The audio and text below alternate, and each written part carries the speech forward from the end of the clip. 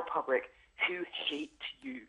And you know that they hate you. And all you're trying to do is make a connection with that person and tell them about the charity.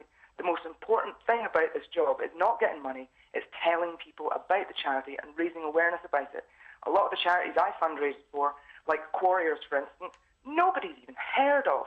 And it's more important to get out there and speak to people about them than it is actually to get the sign-ups themselves. The sign-ups are a bonus. That's fantastic. Rachel, did you believe in the charities that you were working on behalf of? I did, yes. You did. And was that important to you, or was it a job? I mean, like the guy who came round to Amanda said, hey, don't get heavy, I'm only trying to earn a living. Was it a job for you, or more than that? I'm quite a moral person, so to be perfectly honest, I don't think I would have fundraised for a charity that I didn't believe in first. Right, okay. But you don't get a choice in these jobs, that is one thing. And I have to say, I worked for many different companies, and something that was in the Telegraph I noticed about a specific company that I don't know if I'm allowed to mention. I actually worked for them before they were called that. They've had 4 different names over the years. They're not a particularly fantastic company, mainly because their directors are profit-making, they get dividends. Right. There are loads of the companies out there that do not. Their directors take a set wage and everything else goes to the charities. Right. And we get a set wage and everything else goes to charities, and that's how it should be. Rachel, I was trying to make them feel guilty. I didn't have much luck. I don't know, maybe you might have had... Amanda, you're looking slightly chastened. No, I hear what you're saying, but I've never once been stopped by a street fundraiser who hasn't tried to get a direct debit form out at me. No one's ever just talked to me about the charities. They've always, at the end of it, said, and if you'd like to contribute, there's an easy way to do it. If you know... I get what you're coming... I get where you're coming from, and I think it's awful that you've had to go through that physical assault on a daily basis. I normally just go, I'm okay, thanks, or I'm fine. I use the old I don't have time excuse. But they've never once just talked to me about the charity. They've always tried to get money out of me. Well, I mean, I suppose that's the end outcome, isn't it, Rachel? You've got to get some money out of them. Well, exactly. I mean, the thing is that you've got to, you're going to take 5 minutes out of the day, 10 minutes, 5... To be honest, I used to be able to get through my little spiel or whatever, or chat to somebody about it in about 3 minutes. Not a long time. At the end of it, yes, I would say, look, if you're interested, you can sign up now. If not, here's the web address of the charity. Go and sign up there. I don't care how you give money to this charity. If you want to do it, please do it. Listen, Rachel, thank you very much. We've got to go, not for our sake, but I can hear a Molotov cocktail whistling through your window, and I really don't want you to get hurt in Glasgow. But nice to speak to you this morning. After the ads, should supermarkets use your loyalty card data to judge your diet? Would you take health advice from Tesco or Sainsbury's based on your supermarket shopping? They already have the information about what you buy, so aren't they best placed to judge your diet? It could help reduce the national obesity problem, but at what cost to our privacy? 0207 173 5555 is the number you need. Dial quickly and carefully, and we'll talk some more after these.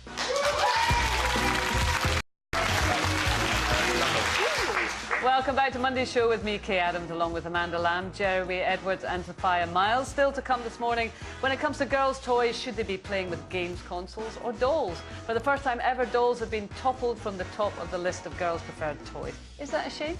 0207 173 5555 is the number you need.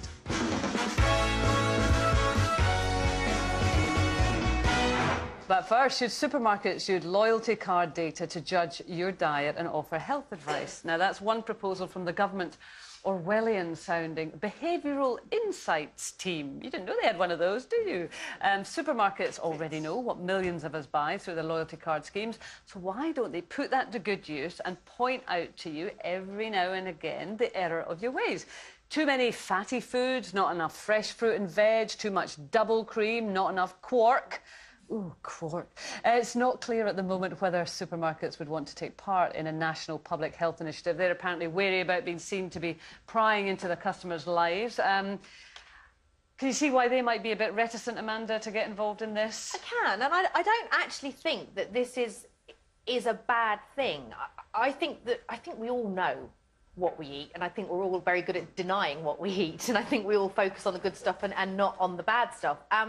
What I would like to see, if they are going to start sending letters out, is that they send a page of coupons as well to get more. You need to incentivise people to eat well. You know, it's much easier to buy a 4-pack of pizzas for, I don't know, £2 or £3 than it is to go out and buy a lot of fresh fruit and vegetables. So if they're going to go down that route, it would be good if they offered, you know, buy 1 packet of grapes, get a another pack for free. I think they need, and maybe tips on healthy eating and on recipes and things. But they already do that a lot, the supermarkets, Yeah. don't they? They do give stuff. do. I mean, how would you feel if this letter came through from whatever your supermarket Much of the choice? same way that I felt when I got on the scales this morning. I'm like, well, that battery's clearly running out. I'll have to change that today. Denial. That can't be right. Denial. But I think that's the case. I think particularly... But do you not think none of your bleeding business? No, I would. Well, I would. There would be part of me that would think that, but then there would also be a part of me that maybe that is the short, sharp shock or the jolt that I would need to actually not stick that jumbo bar of chocolate in my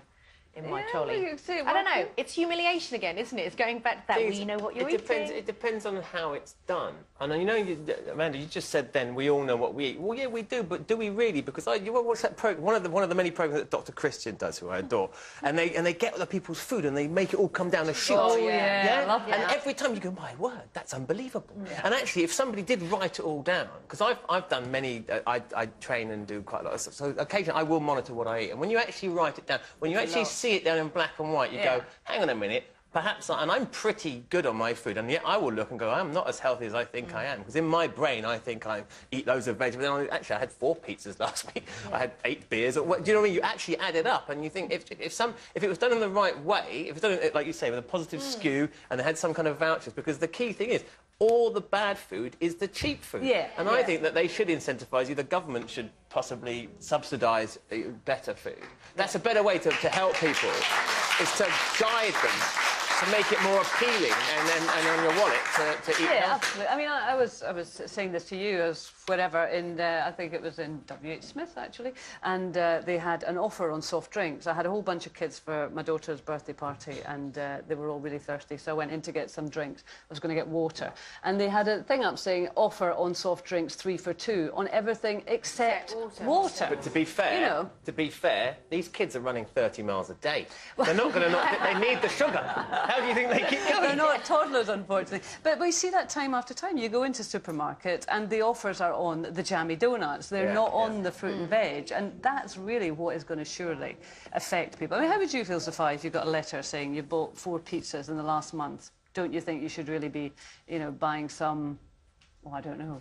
I'd like to know what... Broccoli. I'd like to know why... Because, I mean, I'd love to believe that they're doing this just because they genuinely care about our health and well-being, but I'd like to know what the catch is with this, where there's somebody must be making money or something. I'd like to know what the incentive is. You're such a cynical soul, aren't you? It must have been all that time in Spooks, I think. It's definitely something. Well, I mean, it's interesting, actually. It's this government sort of initiative, what do they call them? The Insights team or whatever, who's kind of suggesting that supermarkets might want to use their data in this way. The supermarkets are actually a bit reticent. Ultimately, it will cut down on the amount of money that the NHS have to spend dealing with obese, But obese also, patients. supermarkets make their money on the rubbish food. Booze and food. I mean, that's the stuff that brings them profits. It's the high volume, they stack them high, sell them cheap, it costs nothing to make. They don't make profits on bananas.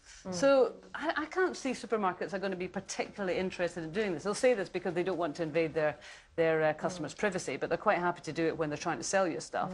But that is not where they make their profits. I mean, even if you look at the labelling, I'm on a roll now, I tell you, but it does infuriate me. The labelling that they have is so confusing. It's difficult for people to get the right information. It's never the same, is it? It's not one standard label. I find it really confusing. Sometimes it's in different measurements for different things, and it's not always easy just to glance at it. It's supposed to be made easier, but it's not. I'll tell you something I do think will work. I was in Costa, well-known coffee chain, the other day, and I think other places are doing it too. Have you noticed they've started to put the calorie count on all the cakes and buns? That's put me off chocolate tiffin slices forever. I used to love those. They're like 400 calories and like, a gazillion grams of fat. Yeah. So depressing. But then at least you're making that judgment yourself. Yes. You're not getting a letter through the door sort of telling you, because they don't know how much exercise But do you not you're think doing. a little bit of... It's like we were on honeymoon recently and I said to Sean, if I put on a bit of weight, would you tell me? And then there's just like this silence and he's like, well... How would you want me to say it? And I'm like, just tell me. And then there's more silence. Yeah, exactly. And then I'm like, so I have that. But there is almost that kind of, for me, humiliation works a lot better than subtlety. There'll be blokes all around the country logging on, going, please send me the list of food. No, it was just very clever. He then just took a picture of me in a bikini and that did it. I was like, no, that's not me. But I do think short, sharp shock tactics actually sometimes work better than Yeah, it's just whether it comes from supermarkets or not. There'll be blokes making, or everyone making sort of fake letterheads from Tesco. Dear Amanda. Kirsty, who do we have? We have Aaron on line 1. Good morning, Aaron. Hi, Aaron, are you there? Aaron? No, Aaron's not with us. We have Sam on 2. We have Sam. Morning, Sam. Good morning. Hi, how are you, Sam? I'm fine, thank you. Good. Would you like a letter from your supermarket telling you that you've not been buying I would. I'm very interested in healthy eating and currently trying to lose weight. And I think something like that coming through would be quite helpful. Especially, I do speak to quite a few people who can't understand where they're going wrong and how they're not losing weight. And they say, well, I'm eating healthy. But if you had something coming through from the supermarket to say, well, actually, this is what you've been eating, it might be a wake-up call that some people need. Right, so just a little bit of food for thought. And you wouldn't take offence, Sam? No, I wouldn't. Oh, well, there you go. See, Very good point, they don't actually, say that. Because a lot of people don't. She's absolutely right. A lot of people don't realise where they're going wrong, and with all the best intentions of the world, they can end up, having like a big pasta meal at night, not realising that actually you're put on and thinking you're being super healthy, when in fact you're possibly not. I mean, it is interesting because this behavioural insights team, this government team, it's about nudge. It's about gently sort of nudging people in the right direction. And I suppose, from Sam's reaction, your reaction, that is But like you kind were of saying about the calorie content and things, that I'm sure I'm like the majority of mothers in this country. Fish fingers and chips when your kids leave them at like 5 o'clock in the afternoon taste so good. I don't know about how many calories half a fish finger and a couple of dollops of ketchup and chips are, but it would be quite interesting if you could see that actually in. Because that's my big thing, is snacking. I'm a terrible You're just going to walk to the bin and go like that. No, quick you haven't. Anything. No, you do. While doing that. No, quick as any. You've got to do that. You've got to do that. Sarah, who have we got in the audience? We've got Mary. So should shop loyalty cards judge your diet? Well, I think it's a difficult one. And I think really we need to take it from the first point of view is what is the underlying problem that we have so much overweight people in this country and throughout the Western world. So it usually is an emotional problem that has to be dealt with. And I think the way supermarkets position certain things when you first come in through the front door is actually quite important. And you've got to be very careful that you don't have that big brother state where you have everyone telling you how you should eat. But I think education is very important. And the other thing, the industry, what actually goes into our food. So it's a kind of multifaceted thing that has to be looked at. It's not one particular thing. But do you think there's one little thing in amongst that much larger, as you say, multifaceted discussion would be a useful thing? Well, I think when they send you out the vouchers, send you more vouchers for healthy food. That would be a very subtle way of doing it. Yeah. But I think you have to look at the original problem. What causes overweight? Yeah. And I think usually it's an emotional problem that isn't actually been dealt with. Yeah, I mean, there's some people who are going to be receptive to this message. I mean, you two are saying from the start, well, yeah, I'm interested in healthy food, and Sam was saying she's interested in healthy food, but for people who are not, they might just feel but you got have a at. choice, don't you? You don't have to read it. No, you don't have to read it, but you might feel more got at, mightn't you? Yeah, and also I agree with what this lady was saying, is that often, obesity and overweight is not... It's a lot of people that suffer from it. It's not about. There's an emotional issue at the core, and and you've got to ask yourself and look at why am I eating when I'm not hungry? What void am I trying to fill? And that can't be answered by a supermarket saying, oh, because you had 4 pizzas in your shopping baskets. Yes, well. But the question is, why are you eating 4 pizzas in one sitting? That's what is at the root of that. I don't think supermarkets are going to solve that one, but yes, you're absolutely right. Thank you very much. After the ads, girls' toys, consoles versus dolls. Dolls have been toppled as the girls' favourite toy by, no surprise, computer games. Is that a shame or is it progress? 0207 173 5555 is the number. Give me a call and we'll talk more on the other side of these.